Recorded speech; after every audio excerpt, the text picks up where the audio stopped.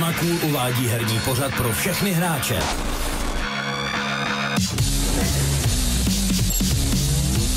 Dnes přišel do studia Zakrafat o Minecraftu Minecrafták. Zase jsme si pohráli s Legem a přinášíme další rozhovory. Far Cry 3 a Wonderbook.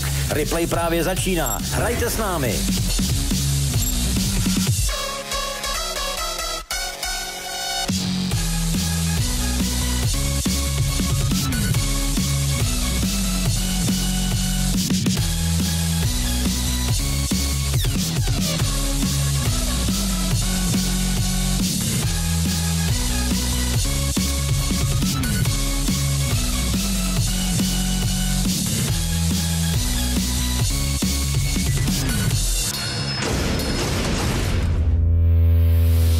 Vítejte u 28. dílu.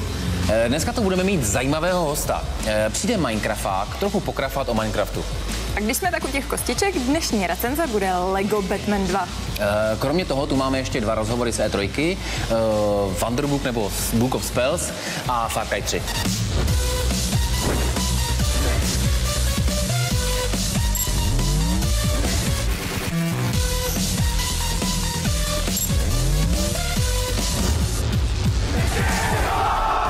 Gamescom 15. srpna začne v německém Kolíně jeden z největších herních svátků roku.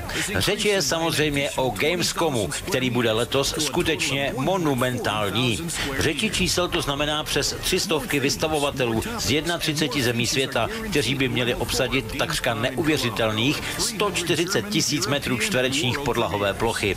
V řeči značek se pak dočkáme nejen tradičních delegací, jako je EA, Ubisoft, Sony anebo Capcom, ale můžeme se těšit i na Valve a Blizzard. Dokonce se proslýchá, že svou premiéru by si zde mělo odbít i nové GTA, takže zůstaňte s námi a nezapomeňte ani na náš novinkový web Refresh.cz. Cologne is the place to be. Of Orcs and Men dá všem orkům šanci se pomstít za všechna ta příkoří, které na nich byla po dlouhá léta ve hrách páchána, jenom proto, že jsou velcí a zelení. Začněte brousit sekiry, v září je budete potřebovat. Mysteries and dust. Endless Space připomíná své vydání novým trailerem. Je vesmír v téhle hře opravdu nekonečný? To sice netušíme, ale rozhodně je velký. Vážně velký. Vlastně byste nám nejspíš ani nevěřili. Hele, to začíná zavánět ručníky.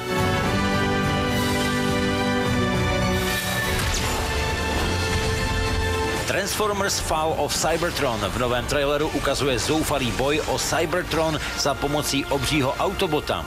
Chudáci autoboti, pořád jim nikdo neřekl, že prohrají, odletí na zem a tam budou hledat starožitné okuláry.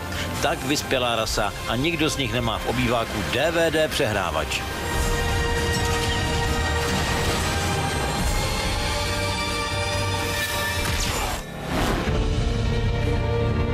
První trailer na Total War Rome 2 je na světě.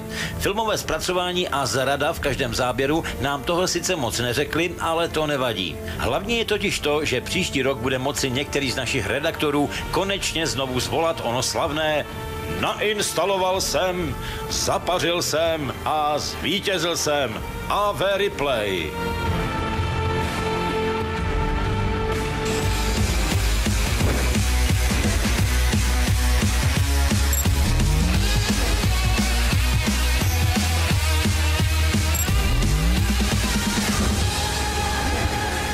V redakci Replay příliš mnoho Minecraft pozitivních lidí nemáme.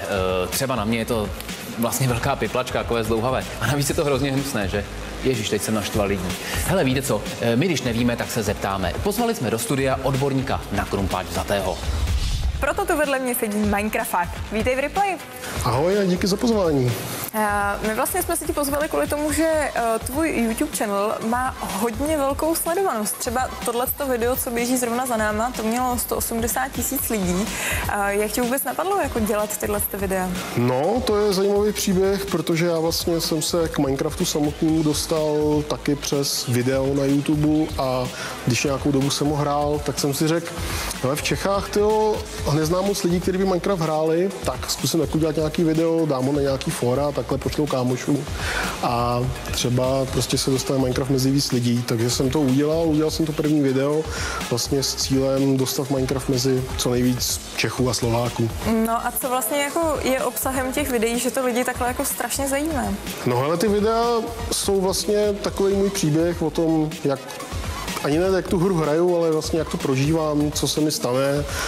Prostě každý den něco prostě v té hře si odehraju a ty lidi se na to dívají. Já si myslím, že spíš než ta hra je zajímá vlastně to, co já tam dělám, nebo to, co se mi stane, to, co bude příště, co postavím. Asi tak, no. Ahoj, zdraví vás Minecrafták. Co? Co? Tady někdo šlape? U dalšího, tedy vlastně, tady někde čokl hrabe. Jo. Kde seš? Tě slyším. No a co by se doporučil lidem za různý vylepšení do toho Minecraftu nebo mody? No, tak ono sám o sobě Minecraft vlastně, ačkoliv už jakoby vyšel jako ostrá verze už před nějakou dobou, tak pořád se ještě vyvíjí, pořád se do něj vlastně dodělávají různé vychytávky, nové věci a tohle. Takže sám o sobě je zajímavý a pořád jakoby je tam co novýho dělat, ale určitě existují i nějaký mody, je jich nepřeberné množství. Já si myslím, že pokud se o to někdo opravdu zajímá, chce si tu hru nějakým způsobem rozšířit, tak je nejlepší, když navštíví Minecraft Forum, což je vlastně takový, řekněme, téměř oficiální fórum, kde vždycky si může vylistovat ty nejlepší mody a najít si vlastně to, co by ho bavilo na tom. V srpnu má být verze 1.3. Můžeš nám nějak trochu víc přiblížit? Je to tak, 1. srpna má být 1.3 a je tam opravdu hromada novinek, protože už delší dobu teda nevyšla žádná nová verze a vlastně Jeb nebo Mojang na tom docela usilovně pracuje, připravují se hromada změn. Pro mě jedna z největších nebo nejočekávanějších je, že vlastně villageri nebo vesničani, co jsou v Minecraftu, tak s nima půjde obchodovat, objeví se nový bloky, třeba já nevím, jak moc to mám rozebírat, ale jsou tam takový half bloky prostě dřevěný a bude víc barev prostě a víc schodů a tak dále a tak dále. Tohle to jsou určitě pro mě super změny, protože vlastně to přidá další variabilitu do té hry. A na co se docela těším je, že bude nový mod, který se bude jmenovat Adventure, a což bude znamenat, že nebo takhle. Existuje skupina lidí, kteří vytvářejí adventure mapy. To znamená, že oni udělají nějakou mapu, kde je prostě nějaké dobrodružství, questy a tak dále a ostatní lidi si tu mapu stáhnou a hrajou ji. A vždycky v těch pravidlech je, že ty lidi, co to hrajou, tak prostě jakoby nesmějí nic rozbíjet, nesmějí nic vyrábět a tak dále. A teď bude nový adventure mode, kde bude přímo prostě ta mapa zamklá, že když to budu hrát, tak nebudu moc prostě vůbec nějak jakoby nic poškozovat, nic toho, jenom prostě dělat klasické věci jako otvírání dveří a tohleto. Takže to je vlastně další velká novinka. Kromě toho samozřejmě hromada vylepšení, hromada bugfixů a takových klasických věcí. No. To je mečí malá kravička.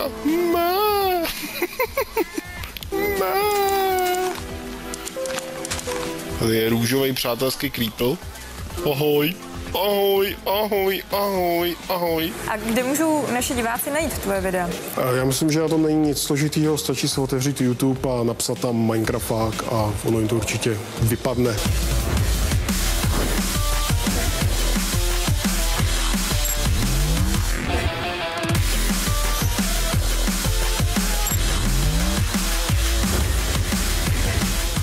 Mikuláši, hrál jsi Far Cry?